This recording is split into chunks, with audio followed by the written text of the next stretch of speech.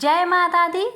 प्यारे भक्तों, आज मैं आपको सुनाने जा रही हूँ जितिया व्रत की संपूर्ण कथा, नहाए खाए से लेकर पारण तक की।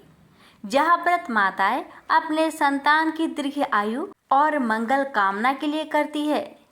कथा को पूरा सुनने से ही व्रत का संपूर्ण फल प्राप्त होता है, इसलिए इसे अधूरा ना छोड़े। संतान की रक्षा, पुत्र प्राप्ति और परिवार की सुख समृद्धि के लिए इस कथा को श्रद्धा भाव से अंत तक अवश्य सुनिए। तो आइए हम सभी मिलकर भक्ति भाव से आरंभ करें जितिया व्रत की संपूर्ण व्रत कथा, आरती और क्षमा प्रार्थना के साथ। भक्तों, कहते हैं कि जो महिलाएं इस व्रत को पूरे विधि विधान से रखती है, उनके बच्चों पर जीवित भगवान की विशेष कृपा बरसती है। मान्यता है कि इस व्रत को रखने से संतान की आयु बढ़ती है और निरोगी और सुखी जीवन जीता है। तो आइए मेरे प्यारे बहनों, माताओं, हाथों को जोड़िए, जीवित महाराज का ध्यान धरिए और कथाओं का श्रवण करें। इस कथा में आप सभी जानेंगे कि जितिया व्रत आखिर क्यों रखा जाता है, इसके पीछे की कथा क्या है। यह बहुत सुंदर है, पूरा जरूर सुने और दूसरों को भी शेयर करें। तो आइए सुनिए कथा। बहुत समय पहले की बात है। एक गांव में एक राजा रानी रहते थे। उनको किसी चीज की भी कोई कमी नहीं थी, लेकिन उनको सिर्फ दुख था कि उनका कोई संतान नहीं था। राजा को पहली पत्नी से संतान न होने के कारण राजा ने दूसरा विवाह कर लिया, लेकिन दूसरा विवाह करने के बाद भी उनका कोई संतान नहीं हुआ। ऐसे करते करते ही राजा ने 7 विवाह कर लिया, लेकिन 7 विवाह करने के बाद भी राजा का कोई संतान नहीं हुआ। इसी कारण से राजा बहुत दुखी रहने लगे। एक दिन राजा अपने महल को छोड़कर बाहर जंगल में जाकर बैठकर रोने लगे। तभी उसी रास्ते से एक ओघर बाबा घोड़े पे सवार होकर जा रहे थे। उन्होंने जब राजा को रोते हुए देखा तो उन्होंने पूछा, क्या बात है महाराज, आप जंगल में बैठकर क्यों रो रहे हैं? क्या बात है, मुझे बताइए। तब राजा हाथ जोड़कर ओघर बाबा से कहने लगा, क्या बताऊं बाबा, मेरी 7 पत्नियां हैं, लेकिन दुर्भाग्य मेरा कि मेरा कोई भी संतान नहीं है। इसी कारण से मैं बहुत दुखी रहता हूँ और इसी कारण से मैं जंगल में बैठकर रो रहा हूँ। तभी ओघर बाबा ने कहा, तुम चिंता मत करो, तुम्हारा संतान होगा और 7वीं पत्नी से होगा। लेकिन अगर तुम वादा करो कि अगर तुम्हारा संतान हो जाए तो 5 वर्ष के बाद मुझे दे दोगे, तभी तुम्हारा संतान होगा, अन्यथा नहीं। तो राजा ने मन में सोचा, अभी तो मेरा कोई संतान नहीं है, क्या पता अगर ओघर बाबा के कहने पर संतान हो जाए तो कम से कम मैं बाप तो कहाऊंगा। बस यही सोचकर राजा ने ओघर बाबा से कह दिया, ठीक है, अगर मुझे पुत्र प्राप्ति हो जाएगी तो मैं आपको 5 वर्ष के बाद पुत्र आपको सौंप दूंगा। ओघर बाबा ने कहा, ठीक है, तुम्हारा पुत्र शीघ्र ही होगा। जैसे ही 5 वर्ष बीत जाएगा मैं तुम्हारे महल में एक बार जरूर आऊंगा। राजा ने कहा, ठीक है। ओघर बाबा वहां से चले जाते हैं और राजा अपने महल में आ जाते हैं। इसी तरह समय बीतने लगा। कुछ ही महीनों के बाद छोटी रानी गर्भवती हुई और ठीक 9 महीने बाद छोटी रानी ने स्वस्थ और सुंदर पुत्र को जन्म दिया। पुत्र को देखकर राजा बहुत प्रसन्न हुए, लेकिन उन्हें ओघर बाबा की बातें याद आ गई कि जैसे ही उनका पुत्र 5 वर्ष का होगा तो ओघर बाबा उन्हें लेके चले जाएंगे। ये याद करके वो बहुत दुखी हो गए।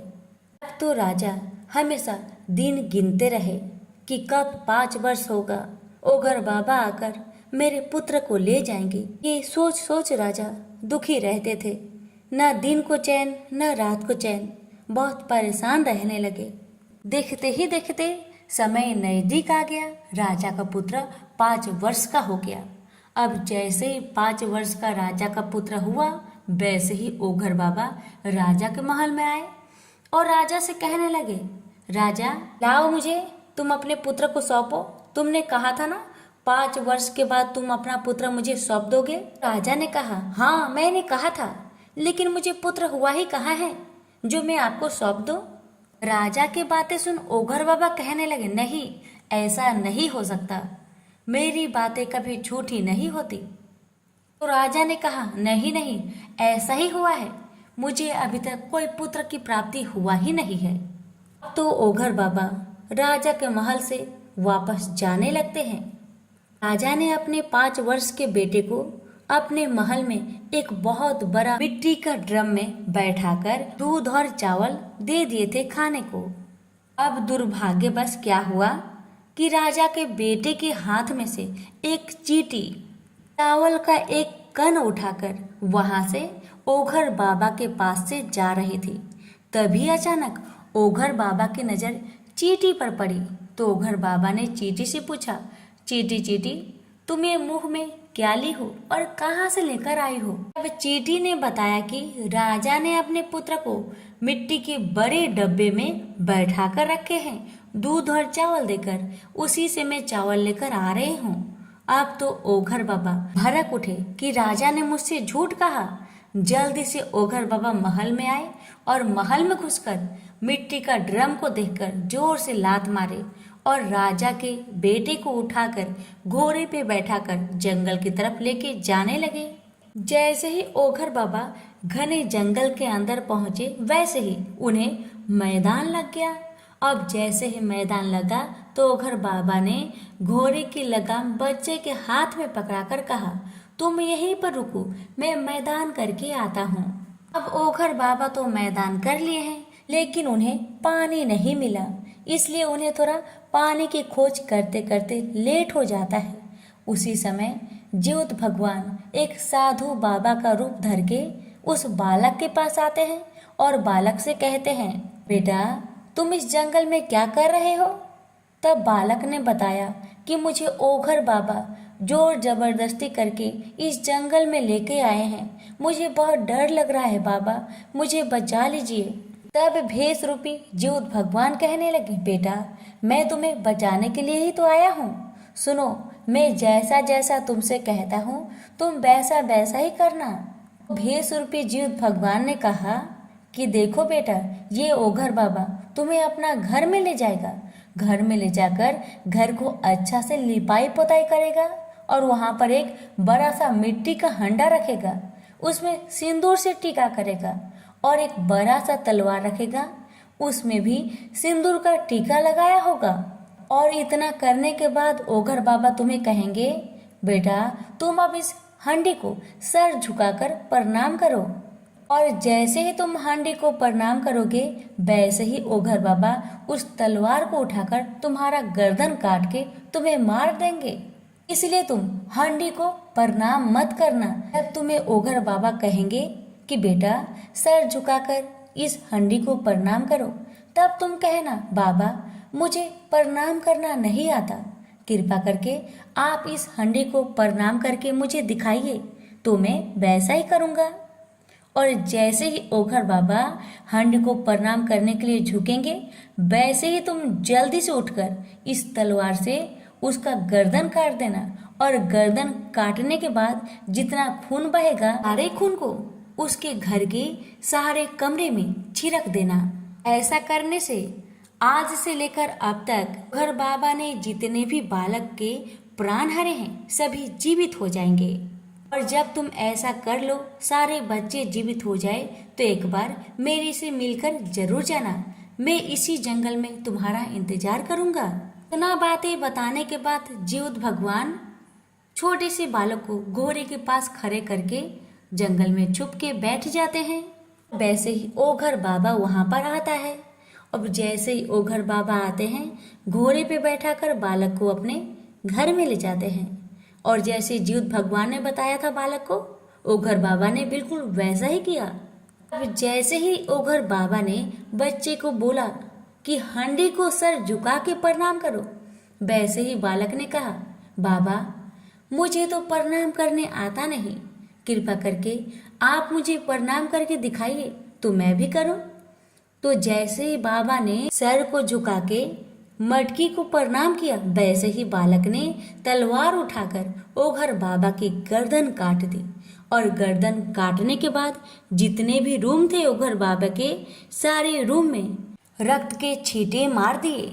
रक्त के छींटे मारते ही सारे मरे हुए बच्चे जीवित हो गए, जिन्हें ओघर बाबा ने मारकर उसी कमरे में दफनाया था। सारे बच्चे जीवित होते ही उस बालक को भैया भैया कह के पुकारने लगे। जल्दी से वह बालक सारे बच्चे को लेकर भेष रूपी जीवित भगवान के पास जंगल के बीच में पहुंचा। वहां पर जीवित भगवान जंगल में बैठकर बच्चों का इंतजार कर रहे थे। जैसे ही बच्चे आए, जीवित भगवान के चरणों में गिरकर जोर जोर से रोने लगे। तो जीवित भगवान ने कहा, बेटा तुम लोग क्यों रो रहे हो? मत रो, बस मेरे लिए बस एक काम कर दो।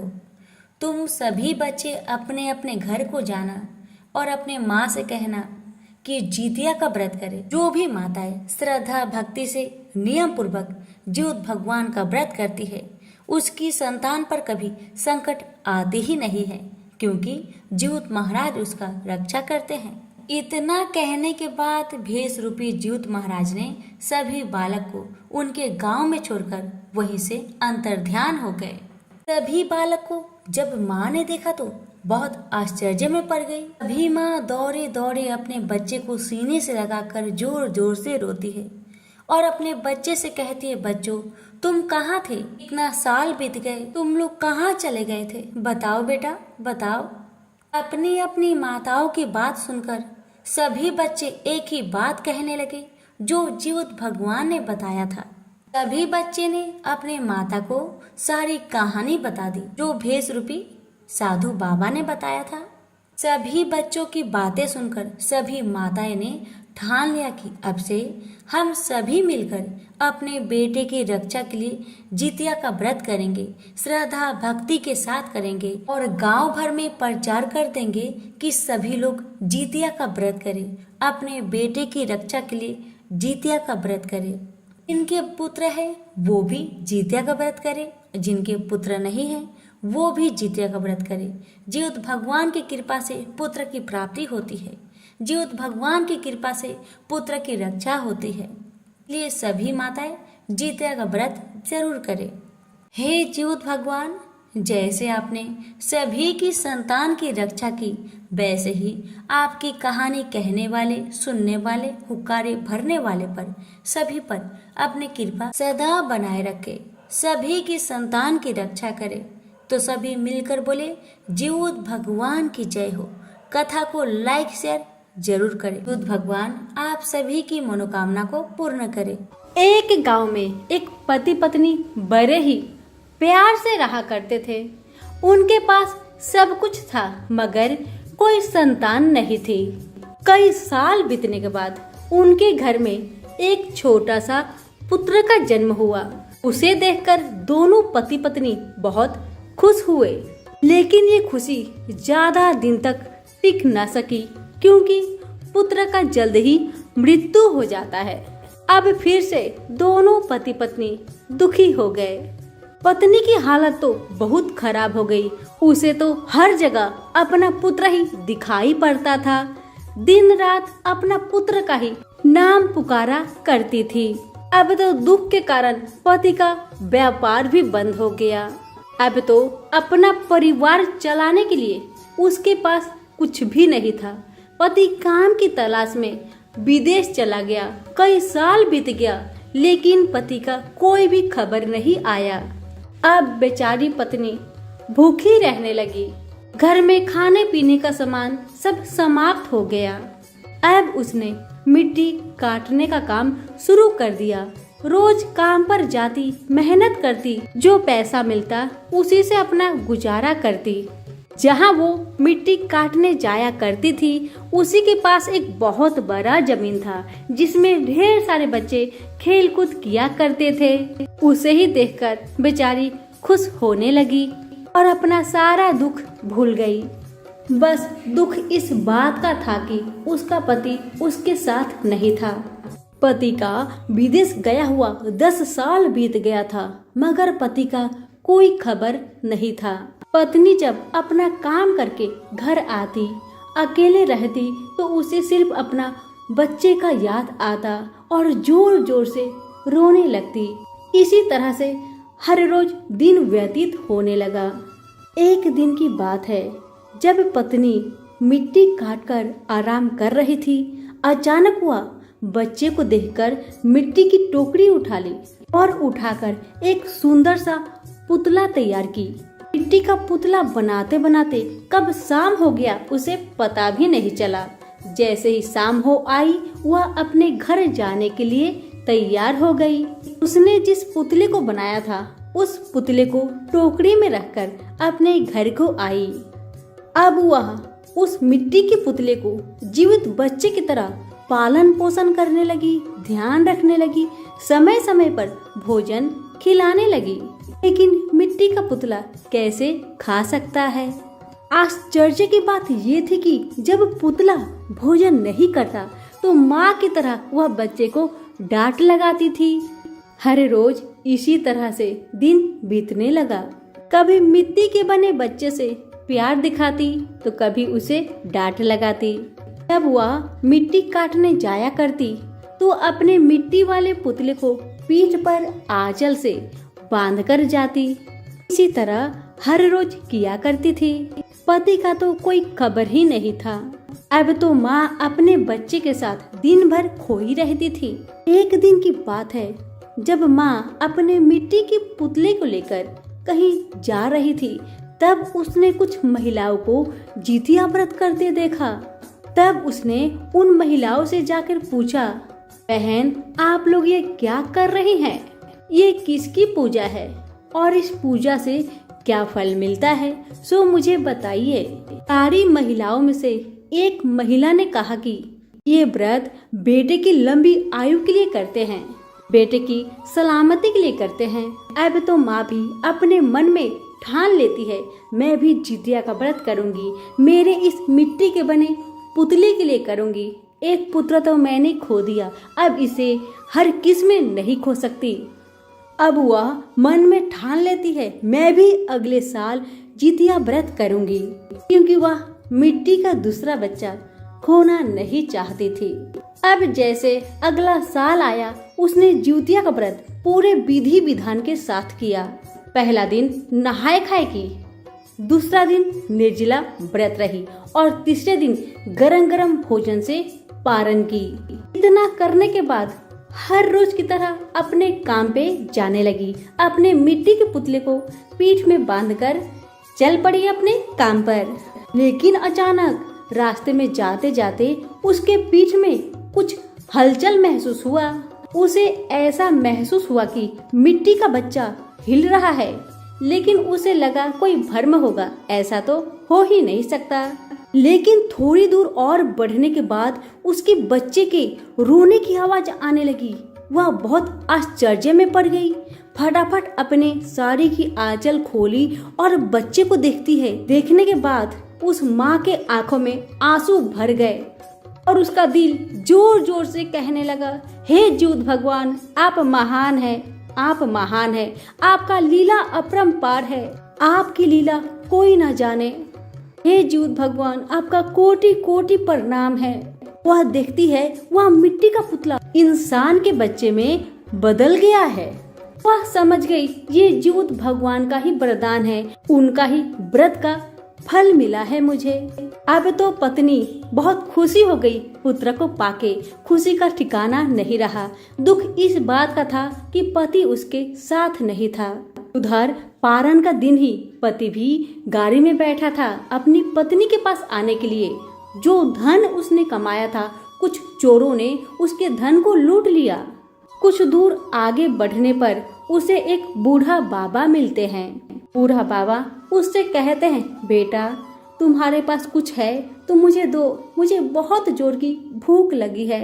बूढ़े बाबा की बात सुनकर वह कहने लगा, बाबा, मेरे पास तो था कुछ धन, लेकिन कुछ चोरों ने उसे लूट के चला गया। अब मेरे पास है थोड़ा सा सत्तू, लीजिए बाबा, आप इसे खा लीजिए। बूढ़ा बाबा उस सत्तू में से आधा सत्तू को खा लेते हैं और आधा सत्तू उस आदमी को दे देते हैं। वह सत्तू आदमी अपने झोला में रखकर घर को आता है। पत्नी अपने पति को देखकर बहुत खुश हुई और सारी कहानी अपने पति देव को सुना दी और अपने बेटे को पति की गोद में डाल दी। पति बहुत खुश हुआ। फिर पति पत्नी से कहने लगा, मैं कुछ धन कमाया था, रास्ते में चोरों ने लूट लिया। मेरे पास थोड़ा सा सत्तू बचा है, थोड़ा ला कर दो, मुझे भूख लगा है, मैं खा लेता हूँ। पत्नी झोला उठाकर सत्तू निकालती है तो देखती है सत्तू की जगह में सोना बन गया है। सोना देखकर पत्नी बहुत खुश होती है। वो तो समझ गई ये जीवित भगवान का ही चमत्कार है। ये देखकर पति पत्नी जोर जोर से कहने लगे, जीवित भगवान की जय हो, जीवित भगवान की जय हो। जीवित भगवान की कृपा से पति पत्नी और बच्चे के दिन बदल गए। अब तो हर साल माँ जितिया का व्रत करने लगी। हे जीवित भगवान, जैसे आपने उस माँ का दुख समझे, जैसे उसको पुत्र दिए, वैसे ही कहानी कहने वाले, सुनने वाले, हुक्कारे भरने वाले सबको देना। सभी प्रेम से बोले, जीवित भगवान की जय हो। प्राचीन समय में जीवित वाहन नाम के बड़े दयालु और धर्मात्मा राजा थे। एक दिन वे पर्वत पर घूमने के लिए गए। उसी पर्वत पर मलयवती नाम की एक राजकन्या देव पूजा के लिए आई हुई थी। दोनों ने एक दूसरे को देखा और दोनों के हृदय में प्रीति उत्पन्न हो गई। राजकुमारी के पिता और भाई भी उसका विवाह उसी राजा के साथ करना चाहते थे। राजकुमारी का भाई भी उस समय उस पर्वत पर आया हुआ था। उसने उन दोनों का परस्पर दर्शन देख लिया। राजकुमारी अपने भाई के साथ चली गई। जीवित वाहन पर्वत पर भ्रमण कर रहे थे। अचानक उन्होंने किसी के रोने की आवाज सुनी। वे उसी आवाज की ओर चल पड़े।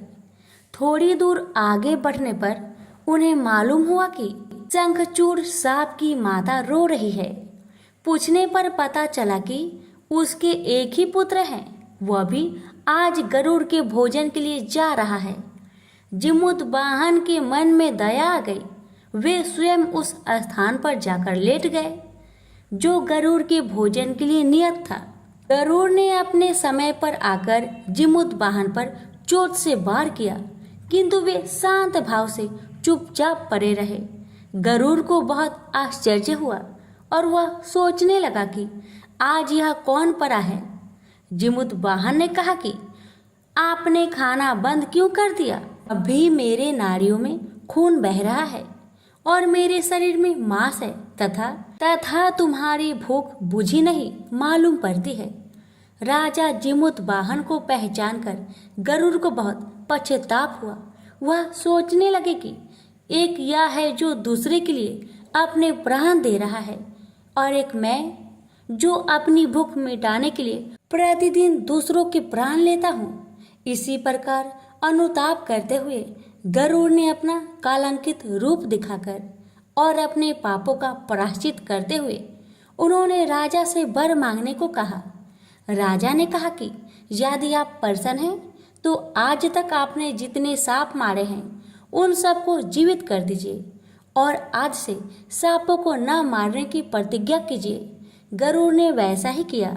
उसी समय राजकुमारी के पिता और भाई जीवित वाहन को ढूंढते हुए वहां पहुंच गए। वे उसे पाकर बहुत प्रसन्न हुए और उन्होंने राजकन्या का विवाह जीवित वाहन के साथ कर दिया। उस दिन आश्विन मास के कृष्णा पक्ष की अष्टमी थी। तभी से यह व्रत प्रचलित है। इनसे बोलिए जीवित वाहन की जय। एक गांव में एक गरीब परिवार रहता था। उस परिवार में पिता और उनकी 2 लड़की रहती थी। पिता बहुत गरीब थे, बहुत मुश्किल से अपनी दोनों बेटी का पालन पोषण करते थे। माता का मृत्यु हो चुकी थी। दोनों बेटी 15 वर्ष की हो चुकी थी। दोनों बिटिया का नाम माता ने सुखिया और दुखिया रखी थी। दुखिया बहुत ही अच्छी और ईमानदार थी। सुखिया भी बहुत अच्छी थी लेकिन चालाक थी। पिता ने तो देखा कि मेरी दोनों बिटिया बड़ी हो गई है तो दोनों के लिए वर खोजने निकल पड़ते हैं और उन्हें एक वर मिलता है। घर जाकर सुखिया से कहते हैं, मैं सुखिया के लिए वर ढूंढकर आया हूँ। पास ही के गांव में एक गरीब परिवार का लड़का है जो बहुत ही अच्छा है, उसके साथ मैं तुम्हारा विवाह करने वाला हूँ। सुखिया कहती है, नहीं पिताजी, मैं उस लड़के से शादी नहीं करूँगी। आप मेरी बहन दुखिया का उसके घर में विवाह कर दीजिए। पिता कहते हैं, बेटी तुम तो दुखिया से 2 महीना बड़ी हो, तुम्हारा विवाह पहले होगा क्योंकि तुम बड़ी हो। सुखिया कहती है, नहीं पिताजी, मैं उस गरीब लड़के से विवाह नहीं करूंगी। अब पिता को दुखिया का विवाह उस गरीब परिवार में करना पड़ता है।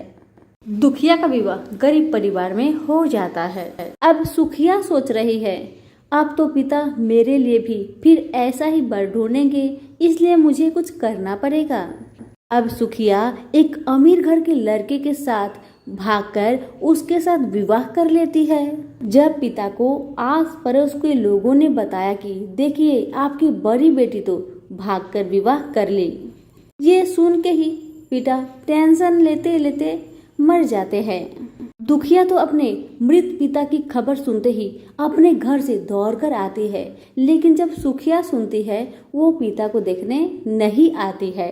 दुखिया को बहुत दुख होता है, माँ तो हमें पहले ही छोड़ के चली गई, अब पिता भी छोड़ के चले गए, लेकिन हम क्या कर सकते हैं भगवान की मर्जी के आगे। भगवान जो चाहेंगे वही तो होगा। इतना कह के दुखिया भी अपनी ससुराल में चली जाती है। समय के साथ 9 महीने बाद दुखिया का एक पुत्र जन्म होता है। अब तो दुखिया घर का खर्चा बढ़ गया। पति जितना कमाता था उससे तो ना दुखिया का पेट भरता ना पति का पेट भरता था। तो बेटा हो गया, खर्चा बढ़ गया, तो पति का जितना आमदनी होता सिर्फ बच्चे में ही लग जाता। धीरे धीरे जब बच्चा 5 वर्ष का हो गया तब दुखिया ने कहा, सुनिए जी, आप जितना कमा रहे हैं उससे तो कुछ हो ही नहीं रहा है, और ऐसे भी आपका तबीयत तो खराब हो गया है। अब आप घर में रहिए, आराम कीजिए, अपने बेटा के साथ रहिए, मैं लोगों को घर में काम करूंगी, जो भी मिलेगा हम तीनों मिल बांट कर खाएंगे। पति कहता है, ठीक है, जब तक मेरा तबीयत खराब है तब तक तुम काम कर लो। अब तो दुखिया लोगों के घर में काम करने लग गई। ये खबर सुखिया को मिलता है, तो सुखिया एक दिन दुखिया के घर जाकर कहती है, ए दुखिया, तुम लोगों के घर में काम कर रही हो, एक काम करो, लोगों का घर का काम बंद कर दो, अब से तुम मेरे ही घर का काम कर दिया करो, मैं उसके बदले में तुम्हें कुछ भोजन या अनाज दे दिया करूंगी। अब दुखिया लोगों का घर का काम करना बंद कर देती है और अगले दिन से अपनी बहन सुखिया घर में काम करना शुरू कर देती है। सुखिया घर में जब भी काम करती तो सुखिया जो भी खाना बच जाता उसी खाना को दुखिया को दे देती। दुखिया उसी भोजन को लेकर आती, अपने बच्चे, पति और खुद खाया करती। इसी तरह से दुखिया हर दिन सुखिया घर में काम क्या करती थी, दुखिया उसके बदले में बचा काचा भोजन दुखिया को दे देती थी। इस भोजन के मिलने के कारण दुखिया का पति स्वस्थ हो जाते हैं और दुखिया का पति दुखिया से कहते हैं, सुन रही हो, अब तो मैं ठीक हो गया हूँ, तुम लोगों का घर में काम करना बंद कर दो। दुखिया ने सुखिया के घर जाकर ये बात बताई तो सुखिया बहुत नाराज हो गई। उसने कहा, देखो दुखिया, तुम मेरे घर में काम करोगी तो करोगी, तुम्हें काम तो करना ही होगा। ये बात दुखिया अपने पति से कहती है, सुनिए जी, मुझे सुखिया घर में काम करने ही दीजिए, वैसे भी आपका आमदनी कितनी है, 1 रुपया तो मिलती है महीना में, उससे क्या होगा हम तीनों का, मुझे काम करने दीजिए। पति कहता है, जैसा तुम्हें सही लगे। अब दुखिया का बेटा कहता है, मम्मी, हम लोग को तो कभी भी गर्म भोजन नसीब ही नहीं होता है, क्या हमें कभी गर्म भोजन नहीं मिलेगा? बेटा की बातें सुन दुखिया कहने लगी, बेटा जरूर मिलेगा, परसों जिउतिया का पूजा आ रहा है, मैं तुम्हारी मौसी के घर में काम करूंगी और कहूंगी, जी परसों जिउतिया का पूजा है, कुछ मुझे अनाज दे दो ताकि मैं गरम गरम बनाकर जिउत भगवान को दे सकूं और मेरे बेटे को खिला सकूं। बेटा बहुत खुश हो जाता है कि मौसी जिउतिया पूजा आने वाला है, अच्छा अच्छा कुछ देगी। अब जिस दिन नहाए खाए का दिन था, दुखिया अपना घर का सारा काम काज कर ली, करके सुखिया का घर गई और सुखिया घर का सारा कामकाज कर ली। और दुखिया कहने लगी, सुखिया कल जिउतिया का व्रत है, आज नहाए खाए है, थोड़ा सा मुझे मरुआ का आटा दे दो ताकि मैं मरुआ का आटा बनाकर उससे अपना मुंह जुठिया सकूं, क्योंकि आज नहाए खाए का दिन है, अब तक मैंने कुछ भी नहीं खाया है। और साथ में थोड़ा सा गेहूं का भी आटा देना ताकि मैं जिउत भगवान को रोटी बनाकर दे सकूं। सुखिया कहती है, ठीक है मैं दे दूंगी, पहले एक काम करो, वो जो गेहूं दिखाई दे रहा है ना, उसे थोड़ा चक्की में पीस दो, उसके बाद ही मैं तुम्हें दूंगी। दुखिया बेचारी सारा काम काज करके बहुत थक चुकी थी। अब दुखिया चक्की में गेहूं को पीस रही है, गेहूं को पीसते जा रही है, ढेर सारा गेहूं को पीसना था। बेचारी पीसते पीसते पूरा पसीना से भर जाती है और अपने आंचल से अपने चेहरे के पसीनों को पोंछ लेती है। अब जब सारा गेहूं को पीस लेती है तब अपनी बहन से कहती है, बहन दो मुझे कुछ, कल जितिया का व्रत है ना। तो सुखिया कहने लगी, मैं तुम्हें क्या दूं, मेरे घर में जितना अनाज है वो मुझ में ही नहीं अटता, मैं तुमको दे दूं। अब दुखिया को बहुत दुख लगता है क्योंकि सुखिया ने पहले ही कहा था उसे कुछ देगी। दुखिया उदास मन से अपने घर नहीं जाती, घर के बगल में एक पीपल के पेड़ के नीचे बैठकर रोने लगती है कि आज तो नहाए खाए के दिन है, आज रात को मुझे जिउत भगवान को कुछ तो बनाकर देना पड़ेगा, लेकिन मेरे पास तो कुछ भी नहीं है, मैं क्या दूं। ये सोचकर जोर जोर से रोई जा रही है, आंसू बहते चले जा रहे हैं। तभी आंसू को पोंछने के लिए दुखिया अपने आंचल को उठाती है तो देखती है उस आंचल में ढेर सारे आटा चिपके हुए हैं। दुखिया बहुत खुश हो जाती है। जिस आंचल से उसने अपने पसीना पोंछा था उसी आंचल में आटा चिपक गए थे, क्योंकि आंचल भीग गया था। अपने घर जाकर आटा को झाड़ के अच्छा से सान के दो छोटा छोटा गेहूं के आटे का टिकरी बनाती है। एक टिकरी जिउत भगवान के लिए रखती है और एक टिकरी अपने बेटे को बनाकर खिला देती है गरम गरम। बेटा माँ से कुछ भी नहीं कहता, बेटा समझता था माँ के दुख को। बेचारा वही खाकर पानी पी के सो गया और माँ भी सिर्फ पानी पीकर ही सो जाती है। जब 3 बजता है तो दुखिया उसी टिकरी को जिउत भगवान के लिए रख देती है और हाथ जोड़कर प्रार्थना करती है, हे जिउत भगवान, मेरे पास तो कुछ है ही नहीं, देखिए यही है, इसलिए मैं ये टिकरी आपको दे रही हूँ। अगर आपकी कृपा होगी तो अगले साल मैं बहुत धूमधाम से आपका व्रत करूंगी। इतना कहकर दुखिया फिर से अपने घर में आके सो जाती है। जिउत भगवान आते हैं, उस टिकरी को खा लेते हैं और खाने के बाद दुखिया के घर में जहां तहां हकते हकते चले जाते हैं। हगने का मतलब लैट्रिन करते करते जाते हैं। अब जब दुखिया सुबह 5 बजता है, दुखिया झाड़ू लेकर घर में झाड़ू लगाने को चली, लेकिन दुखिया की आंखें फटी की फटी रह गई। दुखिया ने देखा जहां तहां घर में हीरे मोती सोने चांदी जगमगा रहे हैं। ये देखकर दुखिया समझ गई, जरूर ये जिउत भगवान का ही कृपा है, क्योंकि मैंने कहा था, ए भगवान, अगर आपकी कृपा हुई तो अगले साल में बहुत ही धूमधाम से आपका व्रत करूंगी। शायद इसलिए जिउत भगवान ने मेरे दुख को, मेरे कष्ट को समझे और घर में धन धन भर दिए।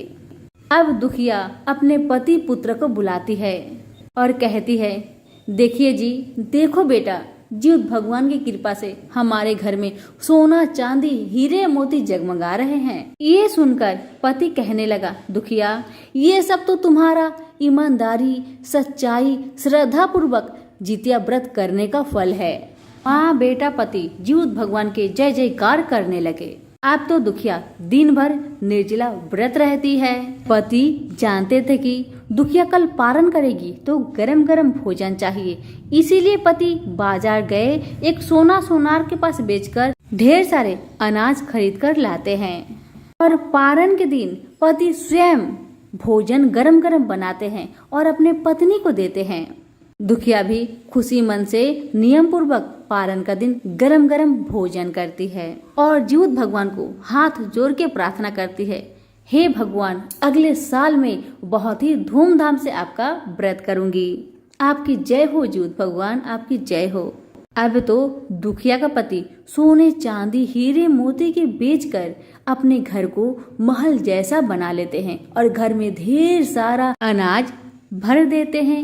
अब तो दुखिया नहीं लगती, एकदम रानी जैसा, और दुखिया का पति राजा जैसा, बेटा राजकुमार जैसे रहने लगे। अब तो दुखिया अपनी सुखिया बहन के घर काम करना छोड़ देती है। जब 10 दिन हो जाता है तो दुखिया सोचती है, मेरी बहन मेरे घर काम पर क्यों नहीं आ रही है? क्या मैंने उसे आटा नहीं दिया, इसी कारण नहीं आ रही है? मुझे जाकर देखना चाहिए। इतना सोचकर सुखिया दुखिया के घर आती है, लेकिन उसे दुखिया का घर कहाँ मिलता है, क्योंकि दुखिया का घर तो महल जैसा बन गया था। उसे तो घर पहचान में ही नहीं आया। आस पड़ोस से पूछने पर लोगों ने बताया कि वो जो महल है ना, वही दुखिया का घर है। अब तो सुखिया पूरा आश्चर्य में पड़ गई। बाप रे, 10 दिन में इसका घर तो था झोपड़ी जैसा, ये 10 दिन बाद कैसे महल में बदल गया? क्या हो गया इसके साथ? अब तो सुखिया अपनी बहन के महल में जाकर अपनी बहन से पूछती है, सुखिया ये क्या हो गया? 10 दिन पहले तो तुम झोपड़ी में थी, आज महल में कैसे आ गई?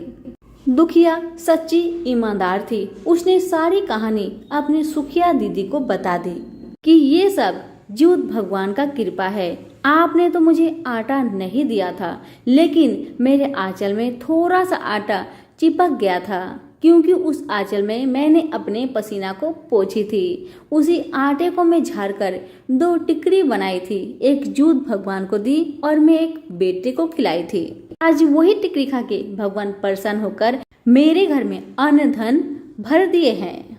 ये सुनकर बड़ी बहन सुखिया का मन में लालच पैदा हो जाता है।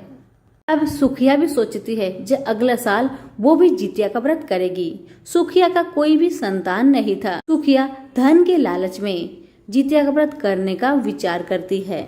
अब जब अगला साल जितिया का व्रत आने वाला था तो सुखिया कहती है दुखिया से, दुखिया बहन मुझे तुम अपने घर में काम दो। दुखिया कहती है, नहीं दीदी नहीं, क्यों आप मेरे घर में काम करेंगी? आपका घर में क्या चीज का कमी है, बताइए दीदी। सुखिया कहने लगी, मैं तेरी बड़ी बहन हूँ, तुम्हें मेरा बात मानना होगा, मुझे अपने घर में काम पर रखो। ये सुनकर दुखिया कहने लगी, ठीक है जैसी आपकी इच्छा। अब दुखिया घर सुखिया हर दिन काम क्या करती थी। अब जब जितिया का व्रत आया, नहाए खाए का दिन था, सुखिया अपना घर का काम करके दुखिया के घर में चली जाती है और सारा काम काज करने के बाद दुखिया से कहती है, बहन मुझे थोड़ा मरुआ का रोटी दो, मैंने अब तक कुछ भी नहीं खाया है, आज नहाए खाए है ना, और कल जितिया का व्रत है, मैं भगवान को कुछ खाने के लिए दूंगी, इसलिए मुझे थोड़ा सा आटा देना।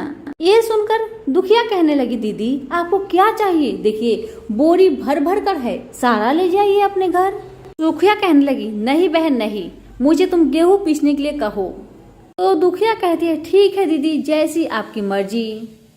अब सुखिया क्या करती है, गेहूं पीसने बैठने से पहले अपने आंचल को पानी से भिगाकर गेहूं पीसने बैठती है ताकि आंचल में आटा गिरे और चिपक जाए। थोड़ा सा गेहूं का आटा पीसकर सुखिया उठ जाती है और दुखिया से कहती है, बहन मैंने गेहूं को पीस दिया है, अब मुझे तुम थोड़ा सा आटा दे दो।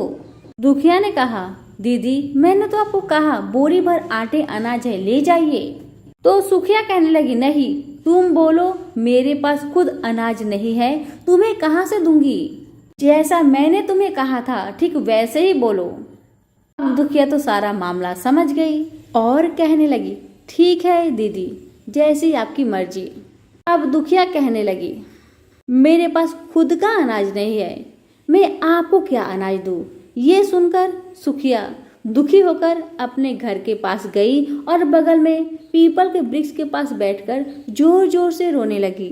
रोते रोते आंसू पोंछने के लिए जब आंचल को उठाती है तो उसमें देखती है थोड़ा सा आटा चिपके हुए हैं। अब घर जाकर उसी आटे से 2 रोटी बनाती है, एक ज्योत भगवान के लिए रखती है और एक रोटी खुद खाकर सो जाती है।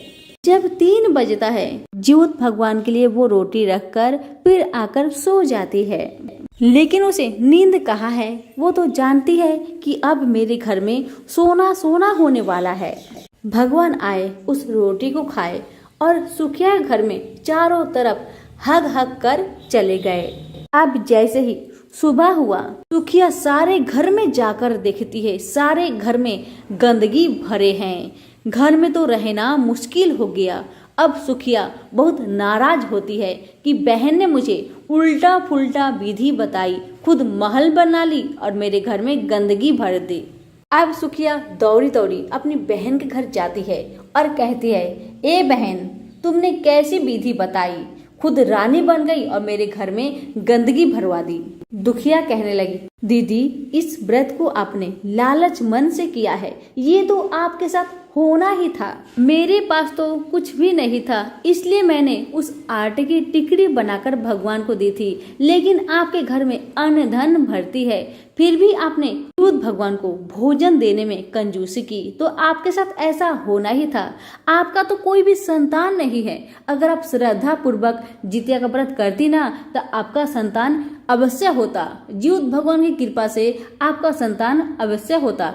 देखिए, आज ज्योत भगवान की कृपा से मेरे घर में कुछ चीज का भी कमी नहीं है। मैं झोपड़ी से महल में आ गई, आज तो उनका ही कृपा है। आज मैं भी जितिया का व्रत करती हूँ। क्यों? ताकि मेरा बेटा स्वस्थ रहे, मेरा बेटा अमर होके रहे। जो भी जितिया का व्रत करता है, उसका बेटा का आयु लंबा होता है, स्वस्थ रहता है और साथ में ज्योत भगवान की कृपा से घर में अन्न धन भर जाता है। आप भी अगले साल जितिया का व्रत श्रद्धा भक्ति के साथ करिए, आपका गोद जरूर भरेगा। सुखिया को अपने गलती पर बहुत पछतावा हुआ, अपनी बहन से माफी मांगती है और अगले साल अपनी बहन दुखिया का साथ मिलकर जितिया का व्रत पूरा श्रद्धा भक्ति के साथ करती है। जितिया व्रत के प्रभाव से सुखिया का भी 9 महीने बाद एक सुंदर सा पुत्र का जन्म होता है। तो दुखिया भी सुखी रहने लगी, सुखिया भी सुखी रहने लगी। तो बोलिए प्रेम से, ज्योत भगवान की जय हो। हे ज्योत भगवान, जैसे आपने दुखिया को अन्न धन दिए, महल दिए, जैसे सुखिया को पुत्र दिए, वैसे ही कहानी कहने वाले, सुनने वाले, हुक्कारे भरने वाले सब पे अपनी कृपा बरसाए, सभी के पुत्रों की रक्षा करे। प्रेम से बोलिए, ज्योत भगवान की जय हो। इस कथा को ज्यादा से ज्यादा शेयर जरूर करें। भगवान आपकी इच्छा जल्दी पूरी करेंगे। धन्यवाद। जितिया व्रत की पारण कथा। इस कथा को पारण करने से पहले जरूर श्रवण करें, क्योंकि इस कथा में बहुत बड़ी जानकारी है जिसे हर माताएं नहीं जानती। शायद आप भी ना जानती हो, इसलिए कथा को पूरा जरूर श्रवण करें। और जितनी भी माताएं जितिया का व्रत कर रही हैं, उन सभी के पास शेयर करें, ताकि उन्हें भी यह महत्वपूर्ण जानकारी प्राप्त हो। कहते हैं ना, कर भला तो हो भला। इसलिए वीडियो को सभी के पास शेयर करें। ज्योत भगवान की कृपा आप पर, आपके संतान पर, हम पर, हमारे और आपके पूरे परिवार पर सदा बनी रहे। तो प्रेम से बोलिए, ज्योत भगवान की जय। तो चलिए माताओं और बहनों, हाथों को जोड़िए, ज्योत भगवान का ध्यान धरिए और इस कथा का श्रवण कीजिए। कथा इस प्रकार है कि बहुत समय पहले की बात है। किसी गांव में एक गरीब पति पत्नी रहते थे, जिनका अभी नया नया विवाह हुआ था। शादी के 2 साल बाद पत्नी गर्भवती हो जाती है और ठीक 9 महीने बाद उसने एक सुंदर पुत्र को जन्म दिया। दिन इसी तरह से बीतने लगे। उस बच्चा का नाम था रामू। जब रामू 5 वर्ष का होता है तो अचानक उसका पिता का मृत्यु हो जाता है। अब जैसे ही रामू का पिता का मृत्यु होता है, वैसे ही रामू की माँ का दुनिया उजड़ गई। उसके ऊपर दुखों का पहाड़ टूट पड़ा। दिन ऐसे ही कष्ट से बीतते गए। घर में तो एक अन्न का दाना भी नहीं था। माँ बहुत दुखी थी। माँ ने सोचा, चलो रामू के पापा नहीं है तो मैं अपने बच्चे के लिए जीऊंगी। मैं अपने बच्चे को अच्छे से पालन पोषण करके बहुत बड़ा इंसान बनाऊंगी। ऐसा ही विचार करके रामू की माँ घर के द्वार पर बैठी थी। तभी एक पड़ोसन आकर कहने लगी, रामू की माँ, 2 दिन बाद जितिया का व्रत आ रहा है, तुम भी करना। क्या तुम्हें पता है जितिया का व्रत क्यों किया जाता है? तो रामू की माँ ने कहा, नहीं, मुझे नहीं पता। तब पड़ोसन ने कहा, देखो बहन, जितिया का व्रत पुत्र की सलामती के लिए करते हैं। जो भी माँ जितिया का व्रत करती है उसके बच्चे की आयु लंबी होती है। भगवान उसकी रक्षा करते हैं, उसके ऊपर कोई भी संकट नहीं आता। इसलिए तुम्हारे तो पति है ही नहीं, तुम्हारा सहारा तुम्हारा बेटा ही तो है। तुम इसकी रक्षा हेतु जितिया का व्रत करो ताकि तुम्हारे पुत्र का रक्षा जीवित भगवान स्वयं करे। तब रामू की माँ ने कहा, हाँ बहन, आपने बहुत अच्छा बात बताया है, आपको बहुत बहुत धन्यवाद। मैं जितिया का व्रत जरूर करूंगी, बस आप मुझे जितिया का व्रत का नियम बतला दीजिएगा। लेकिन दुख इस बात का है कि मेरे पास पैसे नहीं है। मैं जितिया का व्रत करूंगी तो कैसे करूं? मुझे बताओ बहन। तो पड़ोसन ने कहा, जितिया का व्रत करने में ज्यादा खर्चा नहीं होता है। तुम एक काम करना बहन, गांव के सभी घरों में जाकर कुछ कुछ काम कर दिया करना। उसी के बदले में गांव वाले तुम्हें कुछ कुछ दे दिया करेंगे या फिर कुछ पैसे दे दिया करेंगे। उसी पैसे से तुम जितिया का व्रत करना। तब रामू की माँ ने कहा, हाँ बहन, आप तो अच्छी बात कही। मैं जरूर लोगों के घर में जाऊंगी और कामकाज करूंगी और जो पैसे मिलेंगे मैं उससे ही जितिया का व्रत करूंगी। अब जैसे ही अगली सुबह आती है वैसे ही पड़ोसन रामू की माँ के घर में आती है और कहती है, ओ बहन बहन चलो, मैं तुम्हें लोगों के घर में काम दिलवा देती हूँ। तब रामू की माँ ने हाथ जोड़कर बहन को बहुत बहुत धन्यवाद किया और अपने बच्चे रामू को घर पे सुला के वह पड़ोसन के साथ उस गांव में चली गई। पड़ोसन के मदद के जरिए रामू की माँ को कुछ घरों में काम मिल गया। रामू की माँ सुबह से लेकर शाम तक दिन भर सभी लोगों के घर में काम की। सभी लोग उसे 1-1 रुपया करके दिए तो रामू की माँ के पास 5 रुपया जमा हो गया। वही 5 रुपया लेकर रामू की माँ अपने घर को आई और उसी 5 रुपया से रामू की माँ जितिया का धागा बाजार जाकर खरीद कर लाती है। अब अगले दिन था नहाए खाए का दिन। रामू की माँ सबसे पहले सुबह में उठकर घर की साफ सफाई करके स्नान करके जो उसके घर में थोड़ा बहुत बचा हुआ भोजन था उसे अपने बेटे को खिलाकर बाहर काम पे चली जाती है और सभी लोगों के घर में कामकाज करती है और उनसे कुछ पैसा मांगती है तो कोई उसे पैसा नहीं देते हैं। कोई उसे काम के बदले में चावल का खुदी देता है तो कोई उसे मरुआ का चोकर देता है। बेचारी दुखी मन से वही चावल का खुदी और मरुआ का चोकर लेकर अपने घर को आती है। उसे पड़ोसन ने बताया था कि नहाए खाए के दिन स्नान करके पहले मरुआ का रोटी से मुंह जूठा करना चाहिए। जूठा करने का मतलब ये हुआ कि नहाए खाए के दिन स्नान करके पहले मरुआ का रोटी खाया जाता है और उसके बाद आप चाहे जो भी भोजन कर ले। ऐसा नहीं कि जो नहाए खाए के दिन आपको लहसुन प्याज भी नहीं खाना चाहिए, ऐसा नहीं है। हमारे यहाँ बिहार में सभी लोग नहाए खाए के दिन लहसुन प्याज डालकर ही भोजन पकाते हैं, क्योंकि आपको तो पता ही है कि बहुत सारे लोग हैं जो जितिया व्रत के दिन जीवित भगवान को मछली देते हैं। इसलिए ऐसा नहीं कि नहाए खाए के दिन आपको लहसुन प्याज छोड़ना पड़ता है, ऐसा बिल्कुल नहीं है।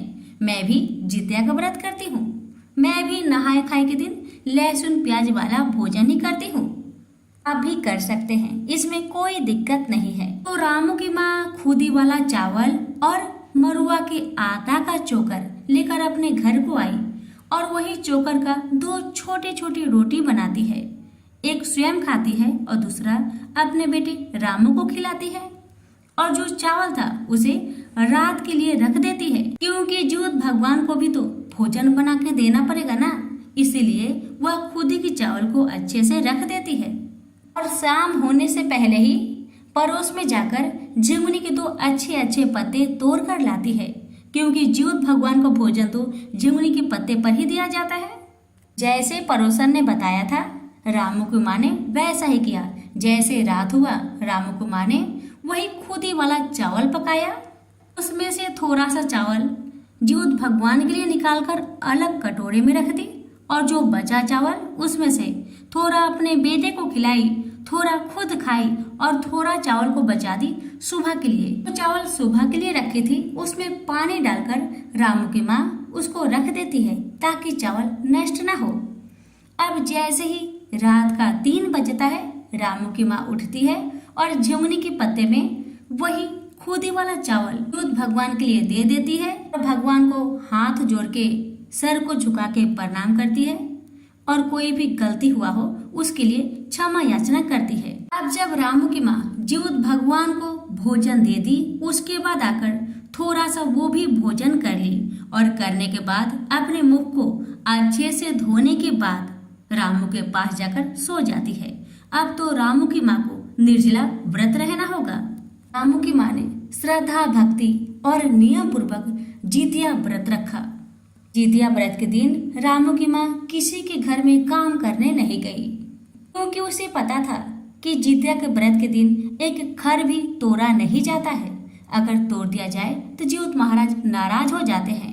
इसीलिए जितिया व्रत के दिन रामू की माँ अपने बेटे के पास ही दिन भर बैठ के रहती है। अब जैसे ही शाम होने वाला था, यानी कि 3 से 4 बजने वाला था, वैसे ही रामू की माँ आस पड़ोस के लोगों के साथ, यानी कि आस पड़ोस की औरतों के साथ नदी में स्नान करने चली जाती है।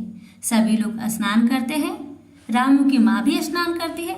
जैसे जैसे सभी लोग जीवत भगवान का पूजन करते हैं, वे भी जीवत भगवान का पूजन करती है और कलश के ऊपर जितिया का धागा को रखकर कथा का श्रवण करती है।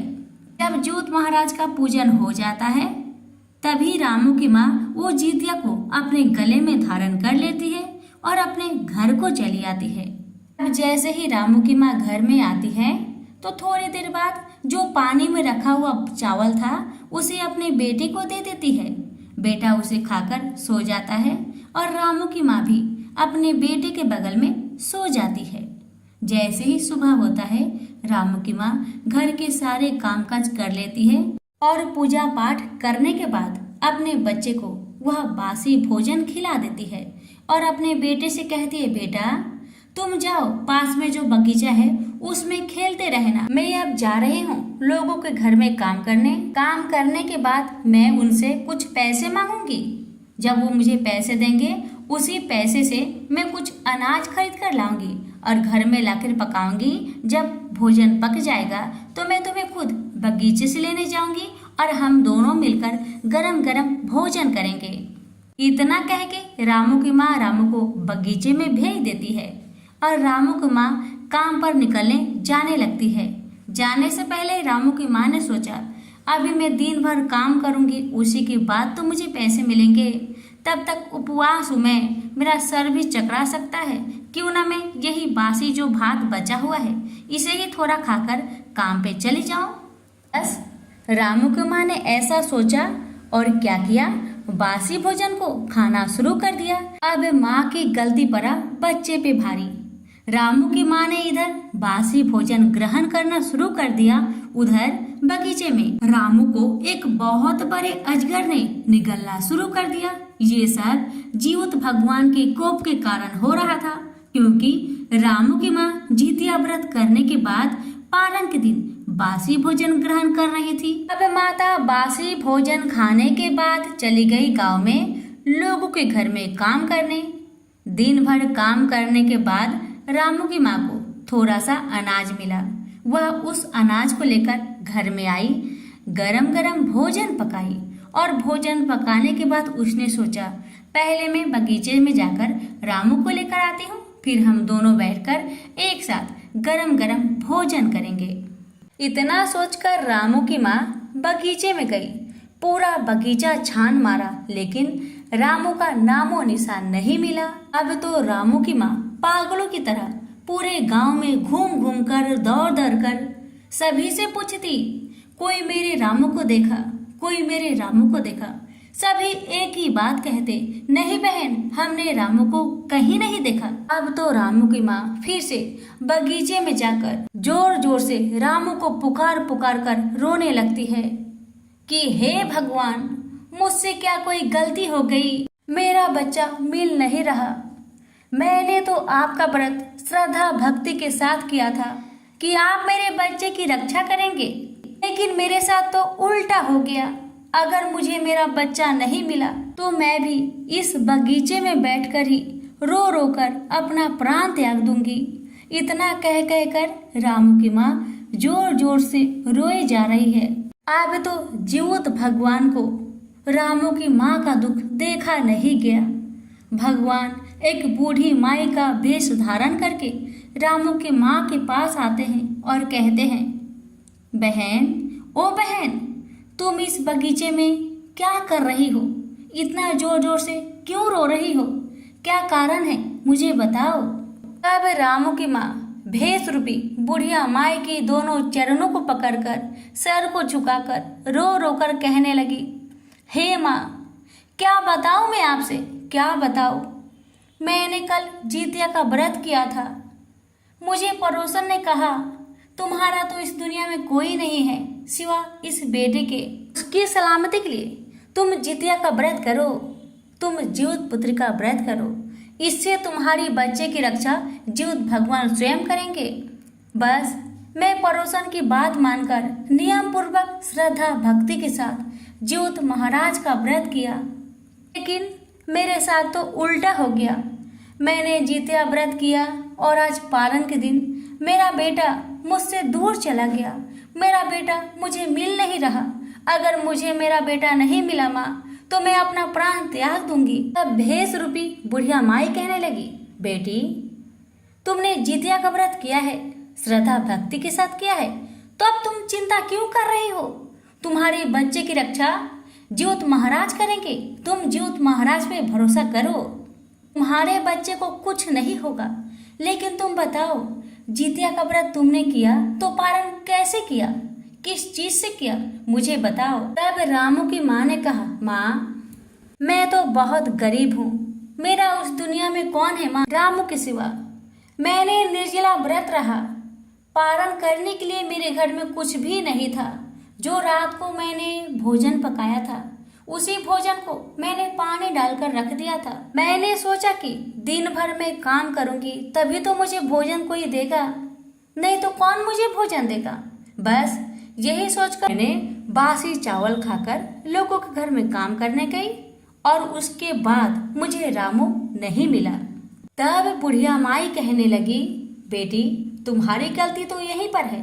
क्या तुम्हें पता नहीं कि जीवित भगवान का व्रत करने के बाद पारण गरम गरम भोजन से करना चाहिए? तुमने बासी भोजन किया है, इसीलिए जीवित भगवान तुमसे नाराज हो गए हैं। अब तो बुढ़िया माई की बातें सुन रामू की माँ बहुत घबरा गई, बहुत डर गई और कहने लगी, हे माँ, अगर मुझे मेरा बेटा नहीं मिला तो मैं अन्न जल त्याग कर मैं अपना प्राण त्याग दूंगी माँ, अपना प्राण त्याग दूंगी। मुझसे गलती हो गई माँ, मुझसे गलती हो गई। आपसे मैं जितिया व्रत के दिन कभी भी बासी भोजन नहीं करूंगी माँ, बासी भोजन नहीं करूंगी। बस मुझे मेरा बेटा चाहिए माँ, बस मुझे मेरा बेटा चाहिए। तब भेष रूपी बुढ़िया माई कहने लगी, तुम चिंता मत करो, तुम्हारा बेटा तुम्हें मिल जाएगा। तुम अब अगले साल का इंतजार करो। अगले साल जब जितिया का व्रत आएगा, तब तुम फिर श्रद्धा भक्ति के साथ नियम अनुसार जितिया का व्रत करना। नहाए खाए के दिन नहाए खाए का नियम करना और पारण का दिन गरम गरम भात बनाना, गरम गरम चावल पकाना और उसका गरम गरम मार को फूक फूक कर पीना ताकि मुख तुम्हारा जले। जैसे ही तुम पारण के दिन फूक फूक कर गरम गरम मार पिएगी, वैसे ही तुम्हारा बेटा तुम्हें वापस मिल जाएगा। बस जीवित भगवान पर भरोसा रखो, तुम्हारे बच्चे को कुछ नहीं होगा।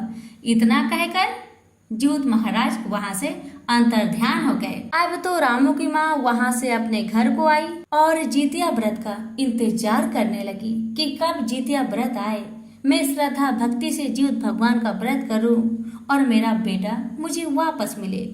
रामू की माँ ने मन में ठान लिया था कि जितिया का व्रत नियम पूर्वक करेगी और गरम गरम भोजन बनाकर पारण करेगी। अब दिन इसी तरह बीतने लगा और अगले साल का जितिया व्रत भी आ गया। तो रामू की माँ ने नियम पूर्वक नहाए खाए का दिन नहाए खाए का नियम किया और दूसरे दिन निर्जला व्रत रही और तीसरे दिन यानी कि पारण के दिन रामू की माँ ने बुढ़िया माई के बताए अनुसार उसने गरम गरम चावल बनाकर गरम गरम मार को फूक फूक कर पीना शुरू कर दिया। जैसे जैसे रामू की माँ मार को फूक फूक कर पी रही है, वैसे वैसे रामू को अजगर उगलते जा रहा है।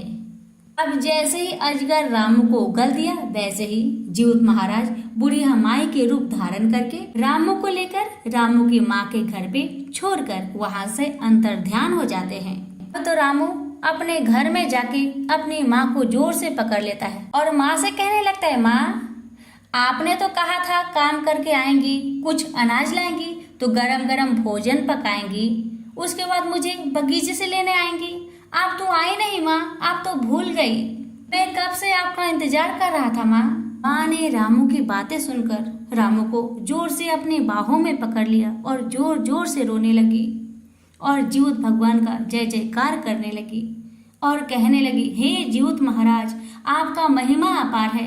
हे भगवान, मुझसे जो भी गलती हुआ उसे क्षमा करे। आपसे मैं दुनिया भर में ये प्रचार कर दूं कि जितने भी माताएं जितिया का व्रत करती है वो सभी गरम गरम भोजन से पारण करे। हे जीउत महाराज, जैसे आपने रामू की रक्षा की, वैसे सभी की लाल की रक्षा करना, सभी के परिवार की रक्षा करना। जिसके पुत्र है उसे सलामत रखना, जिसके पुत्र ना हो उसे पुत्र देना। तो सभी मिलकर बोलिए, जीउत भगवान की जय। अब सुनिए जितिया व्रत की आरती।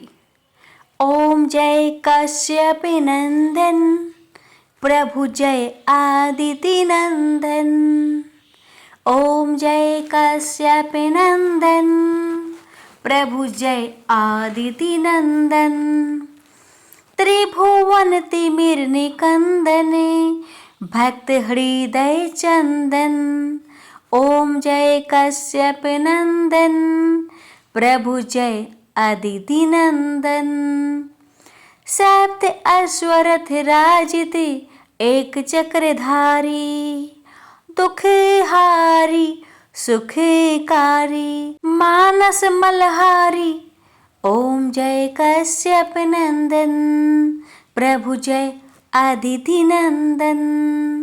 सुर मुनि भूसुर बंदित, विमल विभवशाली। आगे दल दलन दिवाकर, दिव्य किरण माली। अघ दल दलन दिवाकर, दिव्य किरण माली। ओम जय कश्यप नंदन, प्रभु जय अदिति नंदन। सकल सुकर्म प्रसविता, सविता शुभकारी। विश्व विलोचन मोचन, भव बंधन भारी।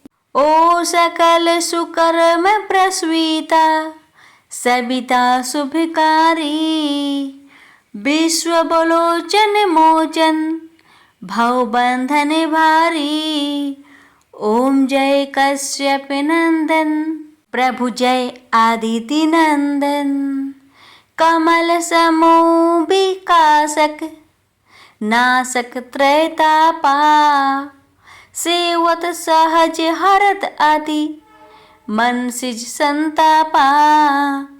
ओम जय कश्यप नंदन, प्रभु जय अदिति नंदन। नेत्र व्याधि हर सुरवर, भूपीराहारी। वृष्टि विमोचन संतत, परहित व्रतधारी। ओम जय कश्यप नंदन, प्रभु जय अदिति नंदन। सूर्य देव करुणा कर, अब करुणा कीजिए। हर अज्ञान मोह सब, तत्व ज्ञान दीजिए। सूर्य देव करुणा कर, अब करुणा कीजिए। हर अज्ञान मोह सब, तत्व ज्ञान दीजिए। ओम जय कश्यप नंदन, प्रभु जय अदिति नंदन। ओम जय कश्यप नंदन, प्रभु जय अदिति नंदन। प्रेम से बोलिए जीमुत वाहन भगवान की जय। क्षमा प्रार्थना। हे करुणामयी जितिया माता, हे जिमुद्वाहन भगवान, आज इस व्रत की कथा सुनाने और सुनने का सौभाग्य आपने दिया। इसके लिए हम सभी आपके चरणों में कृतज्ञ हैं। यदि कथा कहने वाले से उच्चारण में, नियमों में या कोई विशेष प्रकार से भूल चूक हो गई हो तो उसे क्षमा करें, और जो भक्त श्रद्धा से कथा सुन रहे हैं उनसे भी यदि मन, वचन या कर्म से कोई त्रुटि हो गई हो तो हे माता, हे जीववाहन भगवान, कृपया उसे भी क्षमा करें। हे जितिया माई, आपकी कृपा से कथा कहने वालों की भी सभी मनोकामना पूर्ण हो और कथा सुनने वाले सभी भक्तों की भी सारी इच्छाएं पूर्ण हो। संतान की रक्षा, सुख, समृद्धि और दीर्घायु आशीर्वाद सबको प्रदान करे। आपकी शरण में आकर यह व्रत पूर्ण माने और हम सभी पर अपनी अनंत कृपा बरसाए रखे।